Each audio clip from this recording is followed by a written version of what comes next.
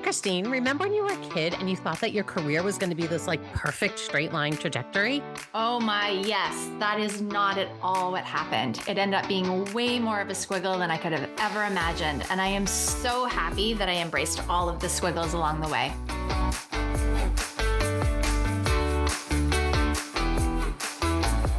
Welcome back, everyone, to Embrace the Squiggle, the podcast for anyone whose career or life looks nothing like a straight line.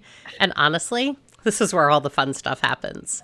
We are Colleen and Kristine. And this is episode 99 with Kristie Raymond. Welcome, Kristie. Thank you. Thank you. I'm so thrilled to be here. So excited to have you and that we are at episode 99. It's such a cool number. I think that's a super lucky number. I am right? thrilled to be number 99. So good. So we always talk about how we met our guests, and Kristie and I met because we were both participating in a kind of pitch practice for our businesses through the Center for Women in Enterprise in Massachusetts. So a women-owned business group. And we both got on there and were pitching what we were doing. And I heard Kristie's pitch and I was like, so my heart was full listening to your pitch. And once you all hear Kristie's story, your hearts are going to be full about this as well. But so many parts of it made me so happy listening to what you do. And then to hear your story getting there, I was like, oh, we have to have Kristie on. And I was so happy when you said yes. Amazing. Thank you, Colleen. I was honored that you'd even ask me. I'm thrilled, and I'll talk about this and what we are doing at Humankind as much as possible. Excellent. All right. So I want to bring you back to little Kristie. I want you to think of, little child Kristie, and what did she think she was going to be when she grew up?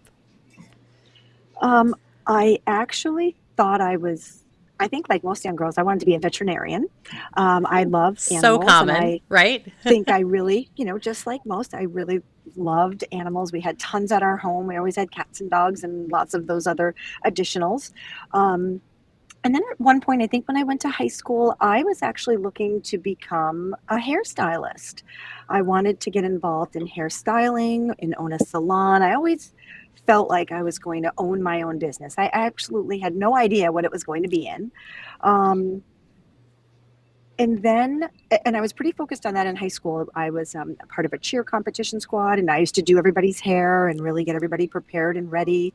Thought that was where I was headed. And I don't really know what happened. I think one day I was like, you know what, I think I actually want to go to college, maybe not just hairstyling school, which I don't want to put a just in front of that.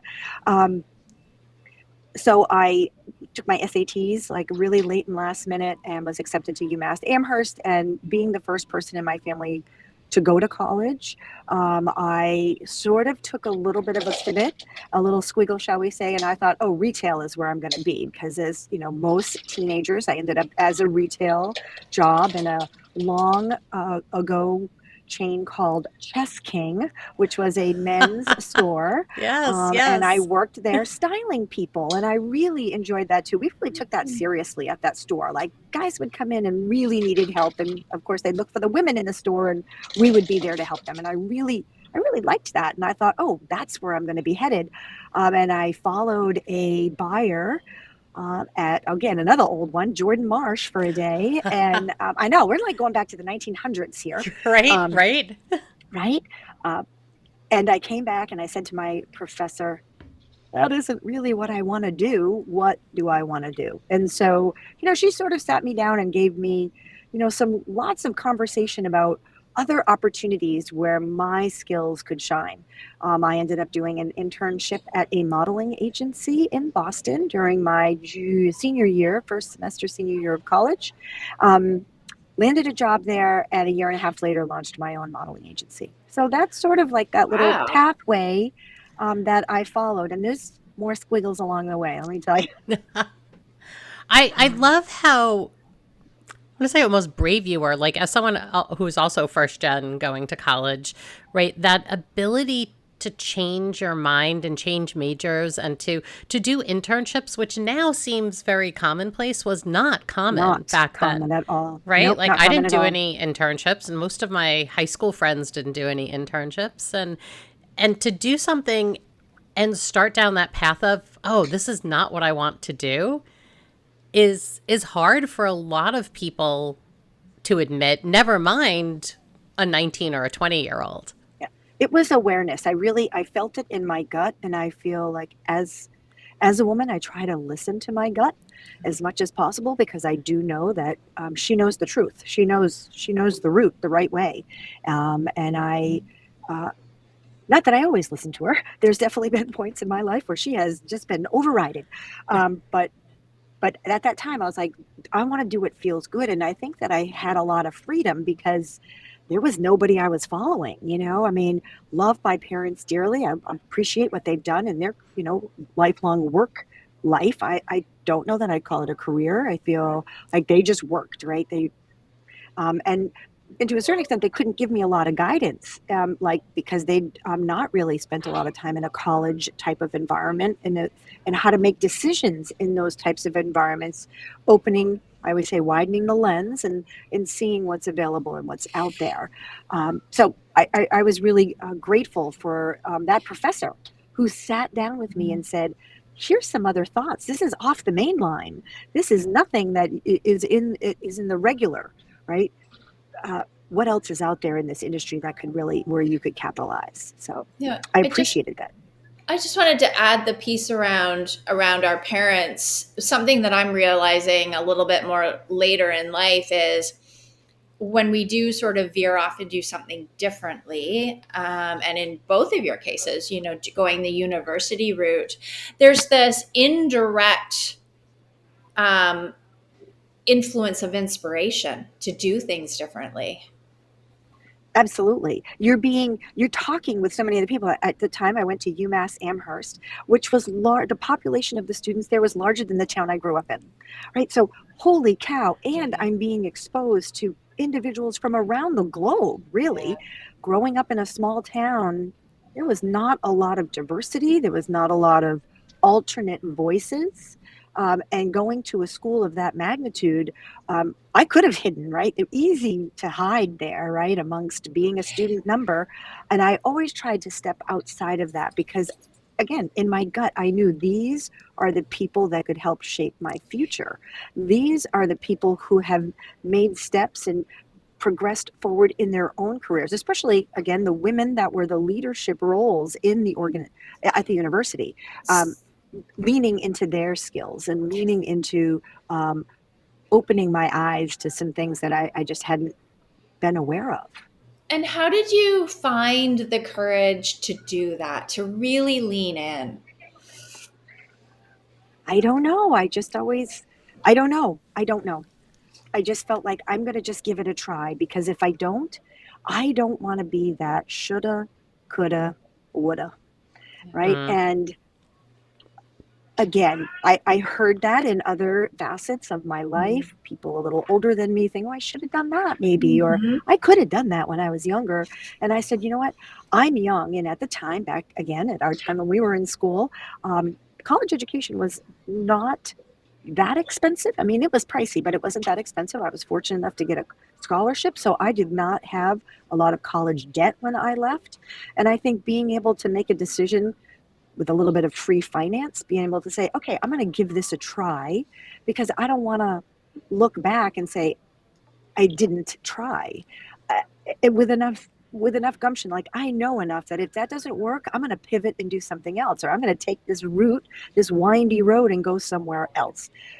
I believe in that. And I believe that you learn from that trial something new about yourself, something that you were like, oh, I didn't even know I could do that. And I have continued to learn that almost in every step of my personal journey of being a solo entrepreneur.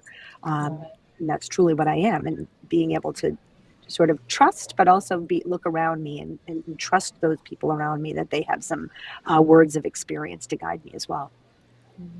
Well, and then you talked about, right, you were only a year and a half into a job and you started your own business. Right. Yeah. So you were like 22, 23, right? I was 24 years old, 24. So we had graduate university at 22. Yep. About a year and a half into that job. loving every aspect of it, opening my eyes to so many things. I didn't even know that this world existed. Of course, models exist at the time. They're in magazines. There's nothing digital. We have to remember, like, Right. all those magazines existed, Right. paper in your hand.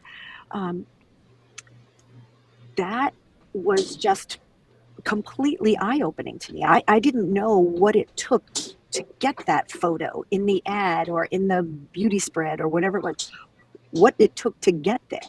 And that was interesting to me. Like that, I was like, oh, I want to learn more about that. So I was very fortunate. I did have a business partner who was about 10 years my senior, took me under her wing. Really, I learned a tremendous amount from her. And I think because I was 24 years old, I was like, what the heck? Why not? Let's just give it a try. Worst comes to worst, I get a job. So we launched Models Inc., which was a professional modeling agency located on Newbury Street in Boston in August of 1991. I remember walking by that place as someone who was at BU during those years. Yep. And we were right next to Emporio Armani. Like, Yes. that is where we sat. I used to look out my windows. Hotter, younger, sexier was our tagline because, to be honest, a modeling agency hadn't opened in Boston in over 25 years. I was on the road. I was on the subways, on the streets. Like, we were out looking to how we could make a change to the landscape of what the modeling talent pool looked like. Wow. In the modeling in Boston and in the surrounding region where we worked, all of New England, really. And I think we really started to challenge the ideals of beauty in many ways. Again, this is early 90s. We are still talking a very white, Caucasian array of models. We are not looking at a lot of diversity in skin tone, certainly none in body shape.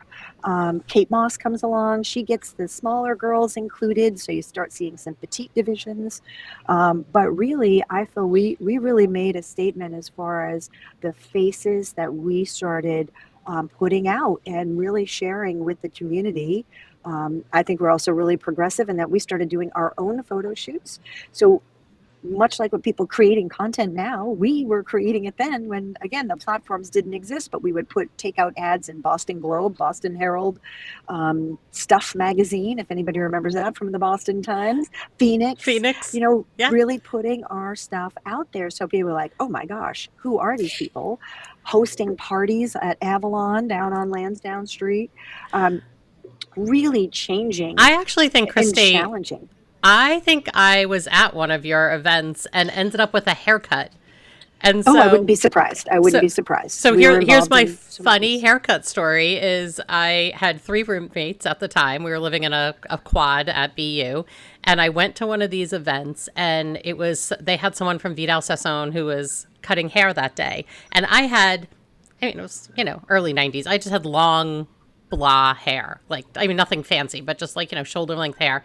And the guy said, you know what you'd look great in? Short, almost like pixie cut, short hair. He's like, you have such great hair. Let's cut it all off and do this really cool short haircut. And I was like, sure, what the hell? My hair grows fast. I got my hair cut, ended up hanging out at the party, right? It was at Avalon. So end up wandering back to my room at 2 a.m. to one of my roommates jumping out of the bed and almost attacking me because she thought a stranger had broken into the room because she didn't even recognize me after cutting. I mean, it was like 10 or 12 inches that got cut off my hair. And to this day, my mother will still say, remember that great haircut that you got? I love She's it. like, too bad you don't wear your hair like that anymore. And I was like, oh, that was a very short phase. It was awesome. But it was such a fun event. It was a fun era. I think that there was a lot of change happening. And there was a lot of clients for us that were really looking to be diverse in their casting and in their choices. And it was really great to be part of that movement. I think as we progressed through, the 1990s and the face of models began to change. So I want to jump to what you do now, because you make such an impact now in the work that you do that is similar, yet different.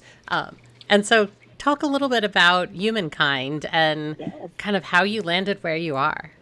Absolutely. Thank you. So after the modeling agency, I opened a production company. I really wanted to be boots on the ground. I wanted to see what was happening at these shoots. I wanted to know what was happening behind the scenes and how I could make an impact there and get involved there. So I am a line producer. I opened Viewfinder Productions in 2004, being really getting involved there. And that is where I began to see a lot of disparity, again, continuing with the casting, but also continuing with crew coordination and really the lack of diversity there. Fast forward 2015, 2016, I'm at Hasbro working for the toy company, focusing on inclusion and diversity, really making some headway. Once we made some headway with one of our brands, the Baby Alive brand, and really diversifying some of the faces that were on the boxes and in their ads, including our disability community, hoping all of the other brands were going to really jump at that. Didn't happen at the pace I wanted. I'm certain it's still a priority for them in some ways, but for me, I was like, we need to make this happen now. So launched Humankind in January of 2021 with the goal and the purpose of including the historically excluded from mainstream media. And this is in all areas. And as I continue to talk about inclusive casting and production practices, really talking with my former clients, talking with photographers, talking with other producers, all excited about this concept, but no talent pool to fill, right? There's no talent, no modeling agency that has amazing talent from the disability community. And there's some amazing people in there, in that community. So really started to focus and lean in a little bit on what we did at Hasbro and saying, how can we invite our disability community members in to say, we can't do this without you, right? We can't produce inclusive imagery without a talent pool. Becomes one-off, who do you know, or that one talent that is at a traditional modeling agency. So launching our Beauty Has No Limits photo clinics is a way to build the adaptive talent pool with low-cost photo clinics, because we cannot invite these people in and expect them to pay what traditional models pay.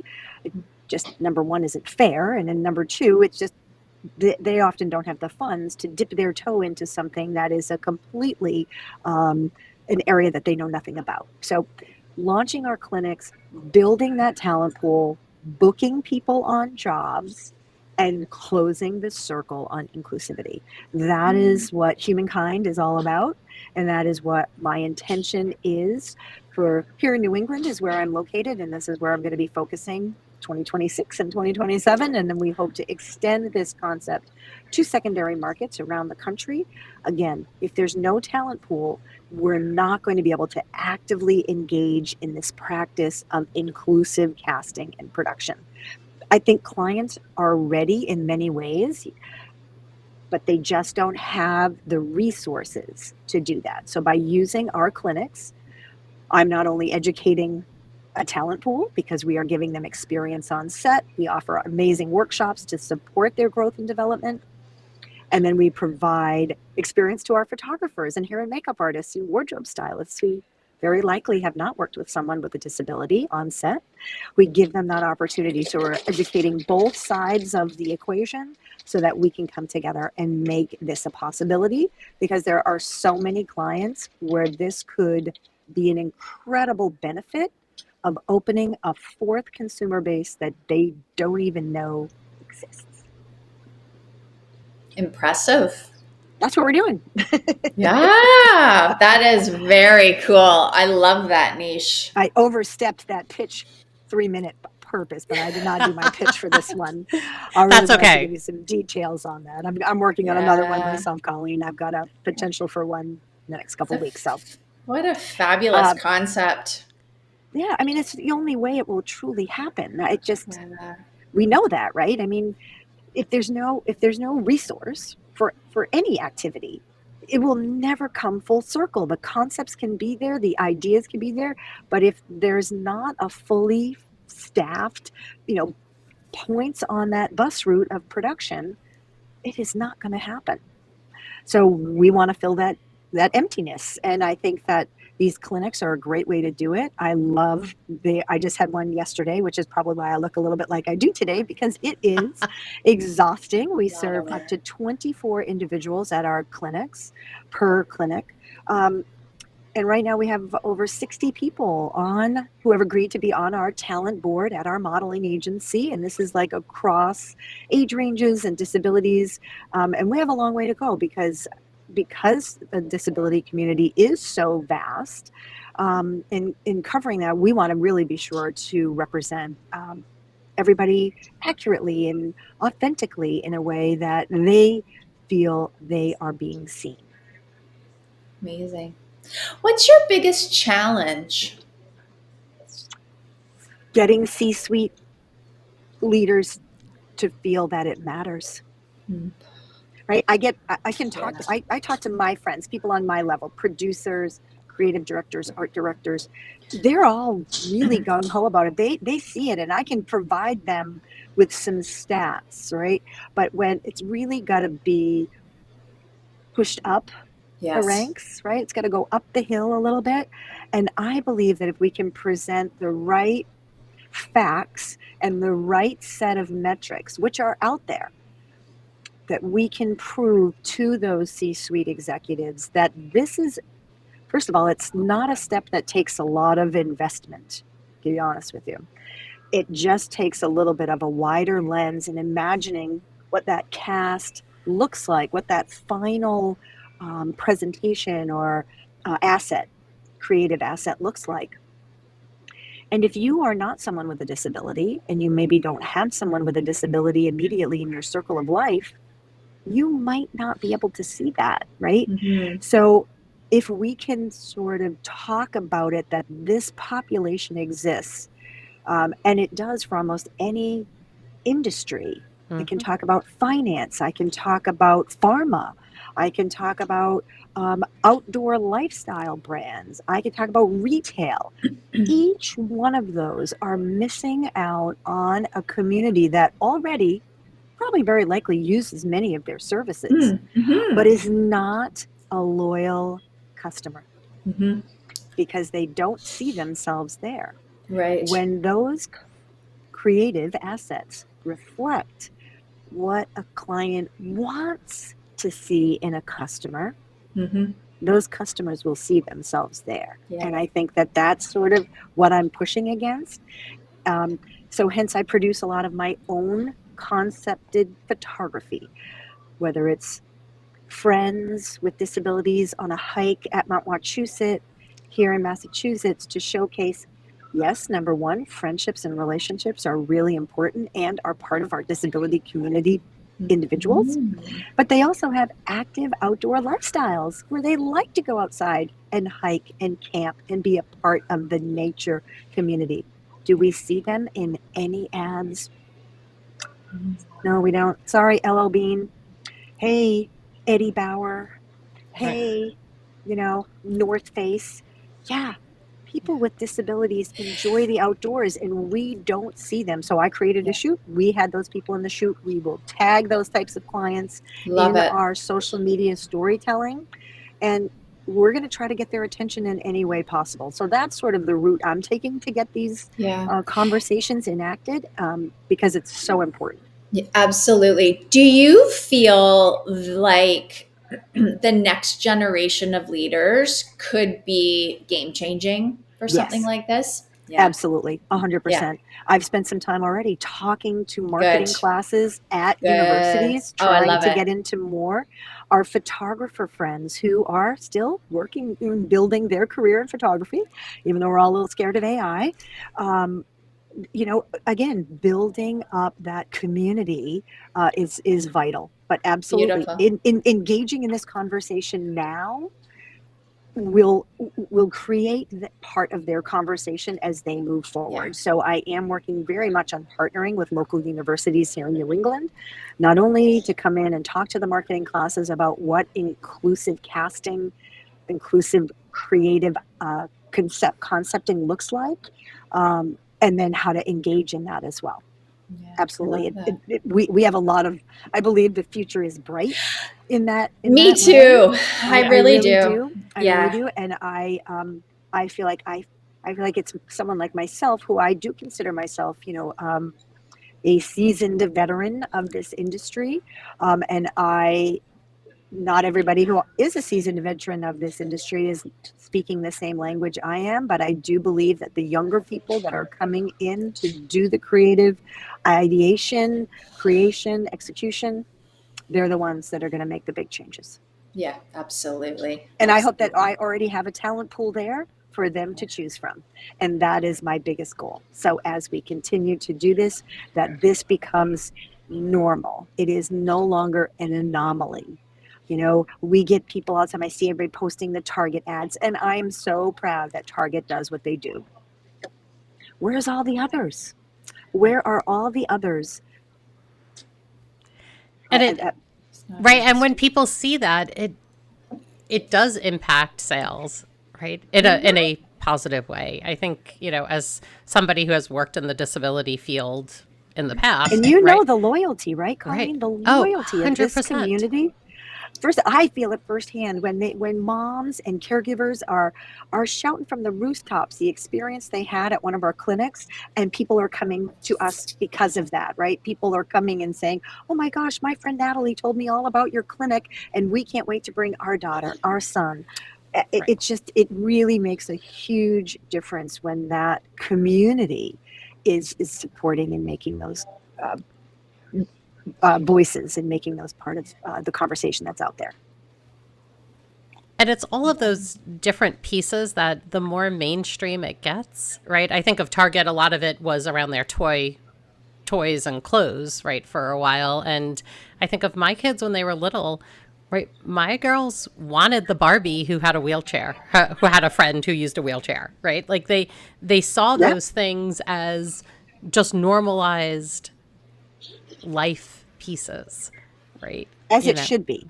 You right, know, I do, and again, I know the conversation is a lot around this. Parents of a child with a disability encouraging other children and other adults to talk to them, right, right? To sort of be okay to say, "Hey, you're a little different from me, but we're both the same. Right? We both got eyes, we both got a nose, we got a mouth. right, Can I ask why you're in that wheelchair?" Right? right. I mean, we need to make that normal. We need to be able to say that's okay instead of just staring at them and letting them go by you because they're human and they want the same things in life that you and I do. And when they don't see themselves represented like you and I do in many ads, their idea of what they can achieve becomes dimmed, becomes Mm-hmm. obtuse, right? It Right. becomes this because again, if you don't see it, you can't be it if you don't see it, right? It's hard to be somebody. It's granted you want to be a leader and everything, but if you don't see yourself represented somewhere, you question if you can really get there. And I just love the work you're doing. I mean, I know that day when we heard you speak, it spoke to me, right, for my background in working with people with disabilities. I had an uncle who had Down syndrome, and I'm still the person who every time I see a child with Down syndrome in an ad or an adult with Down syndrome in an ad, right, I'm instantly drawn to it because of my Yes. connection to that. And it does make a difference. It Yeah. makes me want to look twice at that ad and think, oh, who's that for? Look at that, right? Look It at what they're makes doing, right. It right? makes me Look at what realize they're their doing. values are there, and particularly at this moment in time here in the United States, particularly, Yes. right? It's to do things that are value based is really important. Absolutely. I think it's important that through photos, videos, we have the opportunity to see each other differently, to learn about each other, to maybe be a little slower to put up that barrier with someone if you can possibly understand them a little bit better. And I truly believe in the power of photo and video. I think it has the capacity to change the world. Maybe one day the world will just drop the expectations and figure out that we're not the same. Yeah. It'd be nice, you know what I mean? It's what be makes nice, the world the world. Yeah. Is that we're all unique. And to see the value, right? But to see the value in each one of us, right? I mean, politics aside, to each one of us as a human being, I think that's what's important. And I've learned a tremendous amount in my past. We started our clinics in April of 2023. So really, we haven't even had a few years under our belts doing them, a couple of years now. Learning that these clinics can also really support other communities, even those individuals who are not necessarily looking to get into modeling and acting. The experience itself is a confidence building experience, self-awareness, an appreciation of one's own personal style, and being able to present that to others. And I feel that kind of pulling back the curtain a little bit in providing this type of experience to individuals from our IDD community, our intellectual and developmental disability community, who are transitioning from our high school to real world, and really being able to let them have an opportunity to lean into their own self-confidence building skills. Some of these experiences will really help prepare them for the next stage of their life. It can be life-changing for them. Mm-hmm. This has been so great, Kristie. Thank you so much for hopping on with us today during your super busy season. We really appreciate it. So we love to jump in with some rapid fire questions at the end to kind of get to know our guests a little. So these are a little more fun. And we have some new ones because I was at a conference 2 weeks ago and they were dropping some rapid fire questions on their guests. And I thought, ooh, I'm going to steal these. So, okay, I'm ready. All right, here we go. What are you bringing to a potluck? Ooh. So right now I am obsessed with this product that I buy from Trader Joe's because I don't often have time to make myself. But it's a Greek cheese roll that you bake in the oven. It's got phyllo dough and layers of 3 different kinds of cheeses. And I usually par cook it. And then I always check to make sure that my host will have a little oven space for me, pop it in there at the end, and serve it with some fresh pita bread that I typically buy from my awesome store down the street. Perfect. I feel like this is an important question this time of year when a lot of us are, showing up to people's houses for the holidays. Okay. Every time I bring it, people are like, "This is the most delicious thing ever. Where am I getting it?" And I was like, Trader Joe's. Excellent. I will add that to my list for this season. All right. Sneakers or heels? I have bunions and hammer toe, so we are going with sneakers, I sadly say, although I do jam my feet into heels for a fashion show every week during the fall season. During COVID, I literally donated all of my heels to a local group that does prom dresses for students. They give them to students for free, and I was like, oh, look, I can give all of the mine away. Yeah, I have key sparkly shoes. I have a sparkly boot and a sparkly shoe, and that's what I wear with no matter what outfit it is. It's one of those if I have to walk down the runway or anything like that. All right, so I feel like runways, there's usually good music playing. So what's your go-to pump-up song? What's your, I need to go song? Oh, my goodness. Wow, I have a lot of them. Or one of them. Well, you know what I really love is, I actually, it's by Portugal the Man. I don't even know if I know the real name of the song. I use it for fashion shows all the time, and every time I need a big pump-up, you know what, I'm going to see if I can find it. Portugal the Man. Yeah, I know them. As we all quickly are Googling this one. Oh, it's Feel It Still. It's called Feel It Still, and it's by Portugal the Man. Sorry, I didn't know the name of it. It's I just type in my Portugal and then I get it. Yeah. It's called Feel It Still, and I just really love that beat. It makes me, it kind of gives me some good focus and keeps moving forward.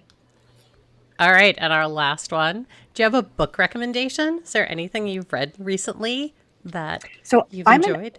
I'm an audiobook person because I'm in my car all the time. I listen to books all the time. So I did just listen to a book that was really tough, but I did enjoy it quite a bit. It was called Pretty Girls. It was a really rough subject. Not gonna lie, but it was a really good book. So, and I do love to always read some, really great personal inspiration books. And Big Idea is always been Big Magic. Big Idea, Big Magic is always where I go for inspiration.